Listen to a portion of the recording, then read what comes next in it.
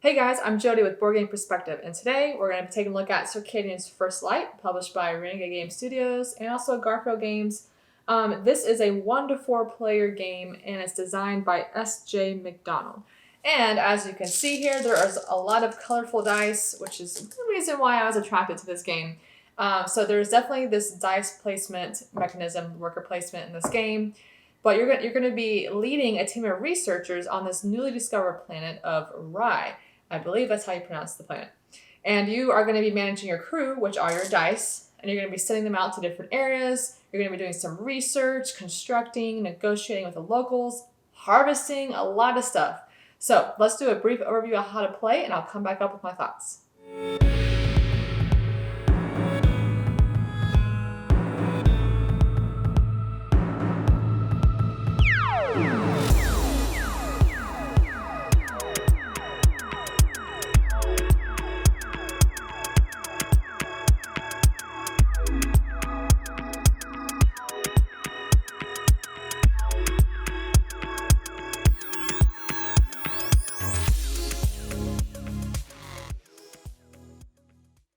So a brief overview of how to play. So to set up, you got a bunch of different boards here. You're going to make sure the right player count, you chose the right side because one might be for like one player and so on. These two big boards are kind of important to keep together because wherever you put your dice in these, the dice will be staying. And then each player gets their own board and starting dice and resources and cards and a character that they get to play. Tons of resources and lots of extra dice. And you have this board over here with your harvesters that start in the middle. And then if there's spots that show that you start with gems or water, you put those out. And that's the general gist of overview of the game. Oh, and you also have, each player has their own little player screen too. So each player screen has some summary information to help you out. You have just the basic setup. You have the 4 different phases of each round and in-game scoring. So each round, there's going to be 8 rounds. Each round, you have a planning phase, an execute phase, a harvest phase, and then a rest phase. So to start off phase 1, you're going to flip over the top event card, and that will be for this round. Then all players are going to grab their dice, and they're going to roll, and this is where they're going to be planning, and they're going to be assigning their dice on different areas on their player board. So you got the garages here, you have farms. And to start each turn, you can only have a max of 5 dice that you're rolling and a certain amount of cards. So garages, you're going to be placing dice out here. This is a way that you can place our action dice in the next phase, which is execute. But there's costs up top. You can get upgrades that are going to let you manipulate dice, different reductions in costs, and so on. Then you also have the farms, which is a way to get or produce resources during the harvest phase, and depending on what value die you have there is how many resources you will get. Then to start off phase 2, everyone's going to remove their player screen and you will be executing all of the dice that have been put in the garage. But before you do that, you're going to resolve the headquarters. The headquarters is a place where you can ensure that you get some turns before everyone starts actioning their dice in the garage. But this won't be applicable the first round because you have to place a dice there to activate this location in a future round. So now let's just do a brief overview of all the different locations. So the academy is a place where you can recruit more dice. So you put dice out depending on the value and you pay the cost, and what amount of cost you pay is how many dice you can collect. The market is just a way where you can exchange resources depending on the value of die or how many times you can trade is dependent on the value die you place out there. And there's just different combinations of things you can trade. This is a way to get more of these gems depending on the value of the die. You do let's just do an example real quick. So let's say I put a 1 there. So you take X, which is 6 minus 1, so that'd be 5. So I have to spend 5 water and I would get a 1 gem. And then you got the control room over here, and you got to pay the cost. And this is where, depending on what value you place, you can actually move your harvester on the other planet board. So depending on what value you place, so we got 1 or 6, let's say I placed a 1, then you would move your harvester in that direction. So let's say I did that, then you move it here. And if you moved into a place that has some of these resources, then you get to collect those. And then you got the foundry and the laboratory, and this is a way to get ship upgrades and more farm tiles. And what value die you place here, it will let you get a certain stack, or the top tile of a certain stack. Of course, you have to pay the cost. It's either 2 power or 10 water. This one, you have to have 2 of the same value die. So for instance, 2 3s, then you got to pay the cost, and then you get to take a tile. If you get ship upgrades, you will put them here. Everybody starts with this one, which is a plus or minus 1. You can change the value of your die. And then farm tiles will be placed down here. Now the negotiation board is a place where if you place dice out here, they will remain there for the rest of the game. Now, in order to go to a certain place, you have to turn in the cost. So if you go all the way down here, you could get 10 points for placing a die here, but you got to spend 15 algae, so that's a lot. And so you got algae, power, and gems. So if you did place a die and pay the cost, then you could also activate this special ability up top.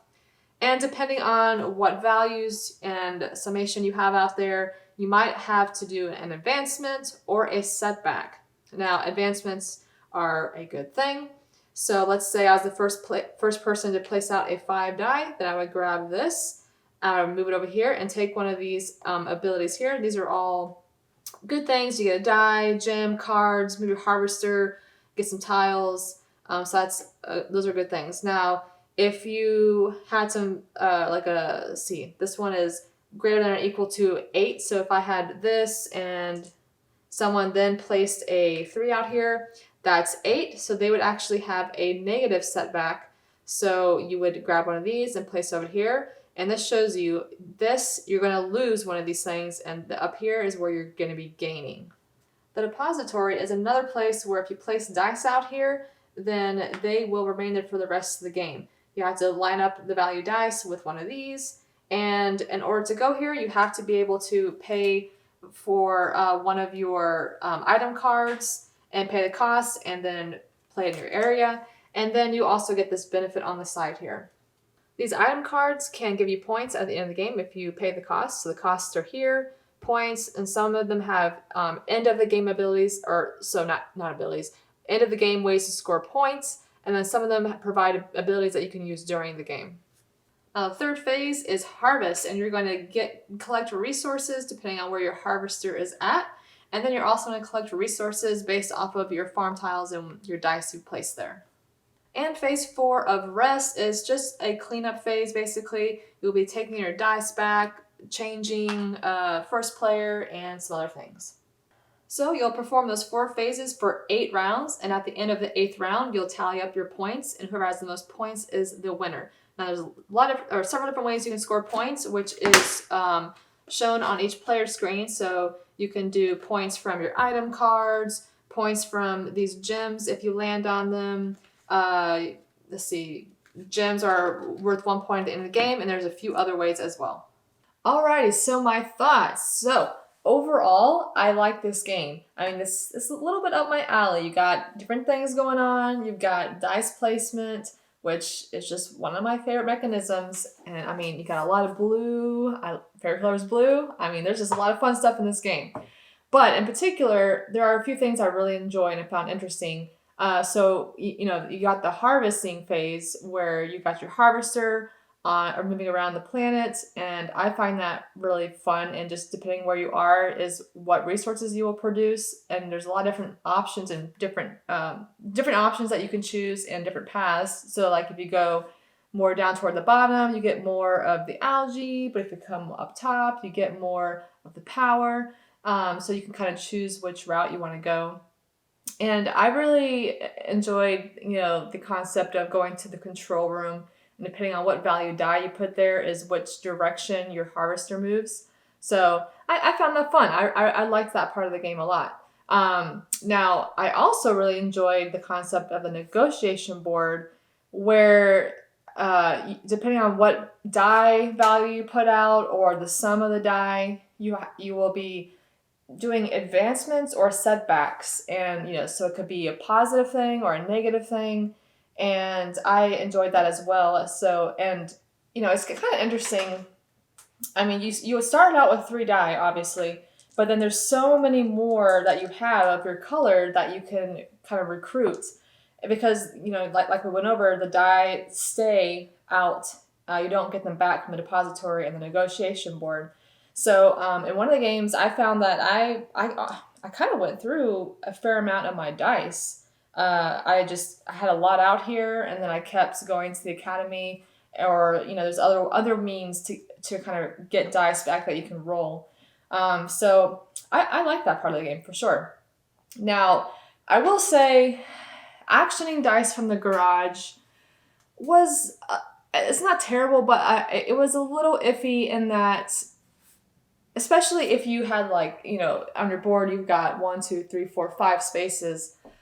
So if you put 5 dice out there, sometimes it can be hard to remember what you had planned to do with each of the dice.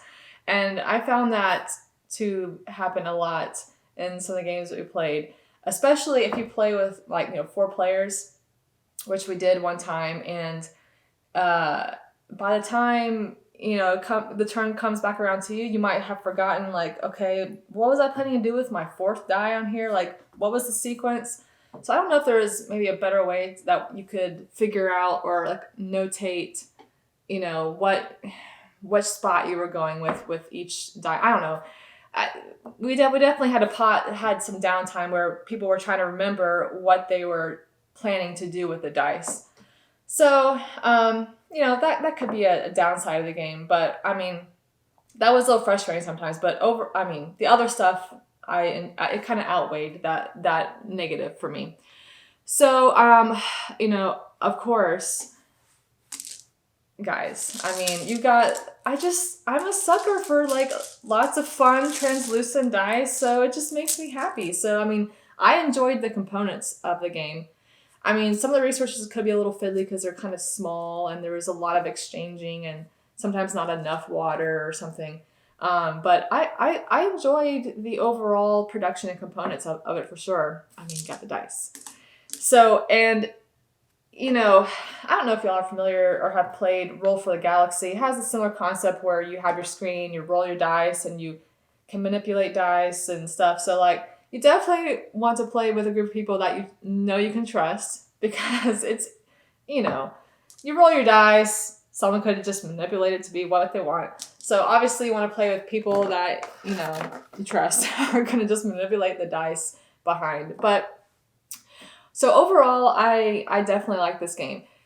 If you don't like, midway to heavy, it's not extremely heavy, but it's on the heavier side. So if you don't like heavier types of games, more complex types of games, then you definitely will probably want to shy away from this one, because this has a lot of different things going on. And you have to remember, what you're planning to do with your dice, and you can manipulate. There's just a lot of stuff.